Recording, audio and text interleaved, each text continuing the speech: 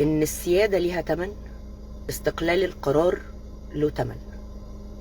فلو انت مش شايف انك المفروض تدفع تمن استقلالية قرار بلدك، فانا اسفة يعني انت كده عندك مشكلة.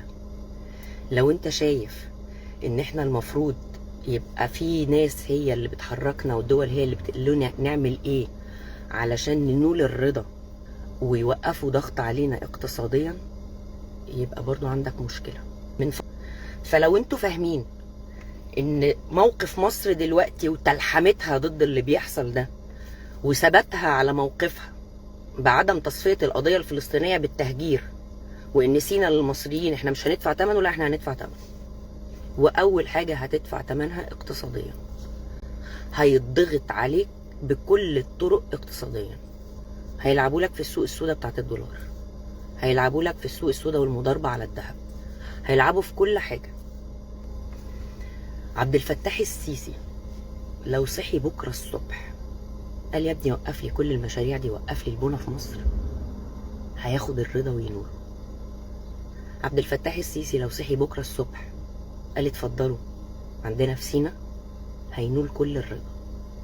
الدولار هينزل ومش هيبقى فيه سوق سودا، مش هيبقى فيه مضاربة على الذهب، مش هتلاقي كل الكلام اللي بيحصل، كل الحصار الاقتصادي اللي انت بتتعرض ليه من تحت الترابيزة مش هتلاقيه.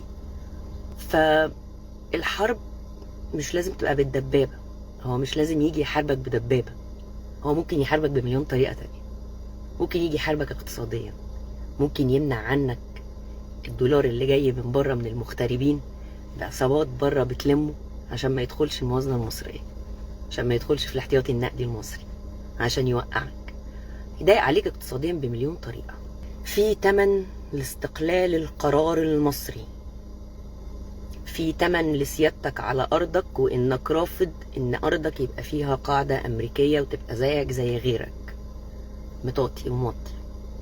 في تمن إنك واقف بتقول لأ أرضي لأ، دي ليها تمن برضه. فأنا عن نفسي أنا ممكن أستحمل أي تمن، ولا إننا ننكسر، ولا إن رقبتنا توطي. بتقطع عني الكهرباء على فكرة زيكم ساعتين كل يوم، فعادي. مش متضايقة؟ لا متضايقة طبعا. ايه يا جماعة وانا جاموسة؟ بتضايق طبعا، بتضايق يعني انا بفتح الباب كده وانا داخلة من الشغل الاقي النور قطع، اللي هو وشك فقر يعني اول ما بدخل من البيت. بس هعمل ايه يعني؟ هو ده الثمن اللي انا هدفعه؟ قابله ايه بقى؟ ان انا ماشية رافعة راسي، ان انا بلدي ما فيهاش قاعدة اجنبية كسر عيني وعين بلدي، ان انا عندي بلدي ليها سيادة في قراراتها. فمعلش انا اسفة، انا عندي استعداد ادفع الثمن ده، واظن وعندي امل يعني ان كل مصري شريف في البلد دي اكيد هيشوف ان ده ثمن قليل قوي، ثمن قليل قوي، ولا انك توطي، ولا انك راسك تنزل في الارض، ولا ان هم يمشوا عليك كلامهم.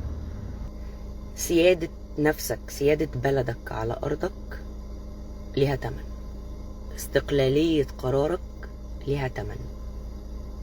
لو انت بكرة قلت الصبح امين يا جماعة انا هنفذ اللي انتوا عايزينه، الصديق قبل العدو، القريب قبل الغريب، هيبوسك من بقك، وهتلاقي الدنيا في مصر زبادي في الخلاط، ولا قطع كهرباء ولا دولار بيغلى ولا اي حاجة. ده خلاصة الليلة، هو كله عايزك زيه، كله عايزك توطي زيه.